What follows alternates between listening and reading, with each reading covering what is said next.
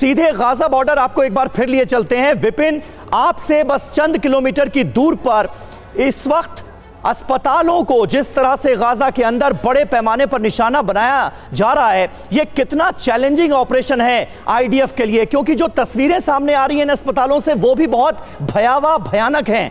जो छोटे छोटे मासूम बच्चे हैं वो कई जगहों पर भारी संख्या में उनकी भी मौत हुई है। ऐसे में कैसे इस ऑपरेशन को आगे बढ़ाया जाएगा ताकि जो कोलैटरल डैमेज है वो कम से कम हो?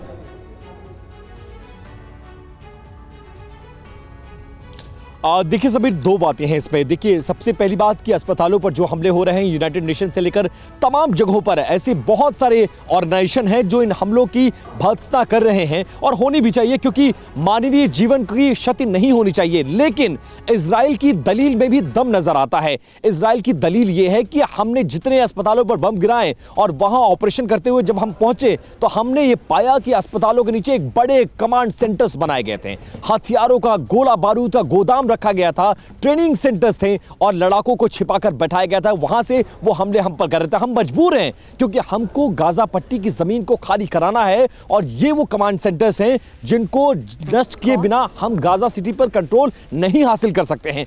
बार बार इजराइल अपनी तरफ से ये चेतावनी दे रहा है कि जो लोग यहां पर इलाज करा रहे हैं वो हट जाएं, क्योंकि ये कमांड सेंटर्स को हमें ध्वस्त करना है, और इसीलिए वो इन अस्पतालों को पर हमला कर रहा है। हालांकि इस हमले की भर्त्सना होनी चाहिए क्योंकि इसमें मानवीय जो मानवीयता है वो भी मारी जा रही है, और बहुत सारे ऐसे बेकसूर लोग हैं जो पहले से घायल हैं, वो इन अस्पतालों में अपना इलाज करा रहे हैं, वो भी मारे जा रहे हैं। तस्वीर बहुत भयावह है, हृदय को कचोट देने वाली है, हिला देने वाली है। जल्द आगे भी रुक करेंगे विपिन, लेकिन इस बीच एक और सबसे बड़ी खबर सामने आ रही है जहां गाजा जंग पर यूएस का ये बड़ा बयान है। यूएस बेस पर हमले को लेकर ये बयान इंपॉर्टेंट है क्योंकि ये कहा गया है कि हम कब हमला करेंगे बता नहीं सकते। एक बार फिर से सुन लीजिए इस वक्त की ये सबसे बड़ी खबर है जहां गाजा जंग पर यूएस का ये बयान कहते हुए हम कब हमला करेंगे बता नहीं सकते, हम अपने तय समय से जवाब देंगे, हमारे लोगों की सुरक्षा प्राथमिकता है। और अंजुम निर्वाण हमारी सहयोगी इस वक्त हमें ज्वाइन कर चुकी हैं, जहां अमेरिकी नागरिकों के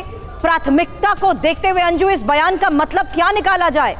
हम अपने तय समय से जवाब देंगे, हम कब हमला करेंगे बता नहीं सकते, यानी तैयारी पूरी।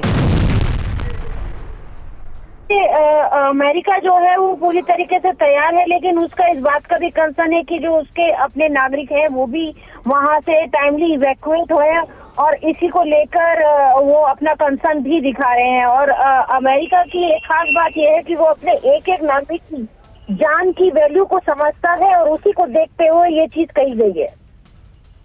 तो बड़ी बात इस बीच लेकिन सामने आ रही है, समझना होगा कि आखिर इस बयान को देखते हुए अमेरिका ने किस तरीके से गाजा जंग पर अपना ये रुख सामने रखा है, क्योंकि ये भी साफ है कि किस तरीके से यूएस बेस पर लगातार हमलों को अंजाम दिया जा रहा है और बंधकों को लेकर अभी तक फिलहाल कोई जानकारी सामने नहीं आई है। लेकिन इस बीच एक और महत्वपूर्ण खबर है, जहां इजरायली वायुसेना का गाजा में जिस तरीके से एक्शन चल रहा है उसको लेकर खबर यह आई कि एयर स्ट्राइक से गाजा में जबरदस्त तबाही मच चुकी है। खंडर नजर आ रहे हैं गाजा के ज्यादातर रिहायशी इलाके, और आईडीएफ हमले में 40,000 घरों के तबाह होने को लेकर भी बड़े दावे किए जा रहे हैं। और उसी का नतीजा है कि कहना गलत नहीं होगा कि गाजा में करीब 50% रिहायशी घर तबाह हो चुके हैं। 34 दिन में 32,000 टन बारूद की बारिश भी इस बात का संकेत है कि किस तरीके से लगातार इन ऑपरेशंस के तहत गाजा में सब कुछ तहस नहस कर दिया गया है।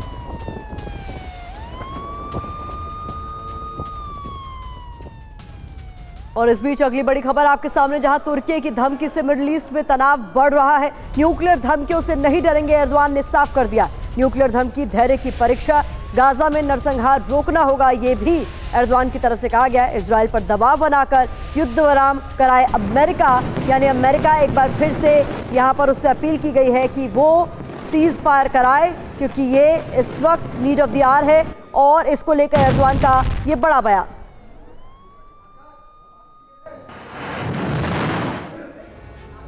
तो एटमी धमकी पर आर पार तुर्की की जंगी लड़का, क्या जानकारी सामने आ रही है बता दें। एर्दोआन की धमकी क्या है? एटमी धमकी धैर्य की परीक्षा है, ये कहना उनका। युद्ध विराम के लिए दबाव बनाए अमेरिका, इजराइल पर दबाव बनाना होगा, ये भी उनकी ओर से कहा गया। लेकिन इजराइल लगातार अमेरिका, हम ये देख रहे हैं कि अमेरिका इजराइल के साथ खड़ा है। ऐसे में अमेरिका पर इस अपील का क्या वाकई कोई असर होगा? एर्दोगान धमकी तो दे रहे हैं, गाजा समाधान के बिना शांति मुमकिन नहीं है। इस पूरे रीजन में यह बताया गया है, गाजा में नरसंहार पर पश्चिम बिल्कुल चुप है। जो नरसंहार हो रहा है उस पर वेस्टर्न कंट्रीज बिल्कुल चुप हैं। अरब देशों को एकजुट होना होगा, यह अपील भी की गई है। और एर्दोगान क्या कहते हैं? मुस्लिम होने के नाते आवाज उठाओ इसके खिलाफ, यानी मुस्लिम कार्ड भी खेल दिया गया है।